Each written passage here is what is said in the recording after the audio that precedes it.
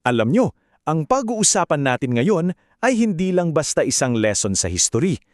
Para itong isang detective story, isang misteryo na matagal nang nakatago. Ito'y kwento ng isang sinaunang paraan ng pagsulat na parang sinadyang burahin sa alaala natin. At ito yung tanong na magsisimula sa lahat. Paano nga ba magiging banta sa isang buong imperyo ang mga simpleng letra at simbolo lang? Parang ang weird, di ba? Pero yan mismo ang nasa puso ng kwento natin. At ang sagot dyan, well, yang ang magbubukas sa isang laban para sa pagkakakilanlan at kapangyarihan. Okay, simulan natin sa unang bahagi. Tatawagin natin itong isang sibilisadong sorpresa. Dito, makikita natin yung isang eksena sa kasaysayan na talagang babago sa lahat ng akala nating alam natin tungkol sa ating nakaraan.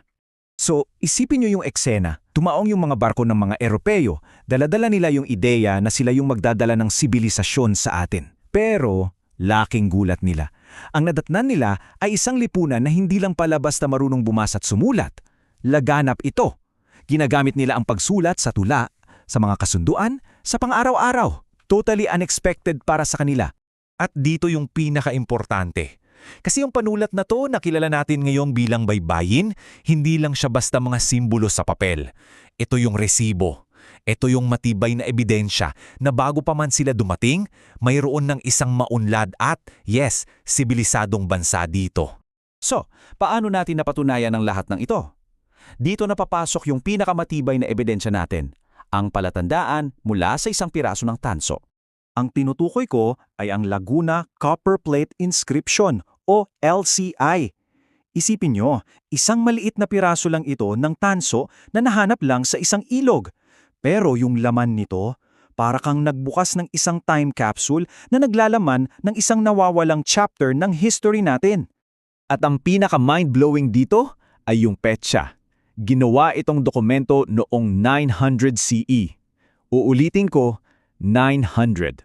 Mahigit 1,000 taon na ang nakalipas. Grabe! Para lang magka-ideya tayo kung gaano na yan katagal habang isinusulat yan sa Europa kasagsagan ng Viking Age. Daan-daan taon pa bago tumapak si Magellan sa Pilipinas. So malinaw na malinaw, bago pa man ang kolonisasyon, meron ng isang organisadong lipunan dito. So ano ba talaga yung sinasabi ng LCI? Well, hindi lang to basta artifact. Patunay ito ng isang kumpletong sibilisasyon. Isa itong legal na dokumento, actually, isang resibo na nagpapatawad sa isang pamilya sa kanilang utang.